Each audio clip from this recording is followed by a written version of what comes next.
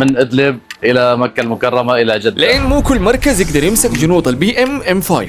انا محمود من سوريا، وجينا اليوم شركه المراد نعدل الجنوط، نعمل ترصيص، نعمل تشيك على الجنوط والتيارات، وخدمه ما شاء الله ممتازه جدا جدا. الله يجزيكم عنا كل خير، يعطيكم الف عافيه. تعرفنا عن طريق الانترنت، عن اليوتيوب وعلى الانستغرام، وكانت يعني بصراحه عنا امال كبيره بشركه المراد، ما شاء الله ما خيبونا.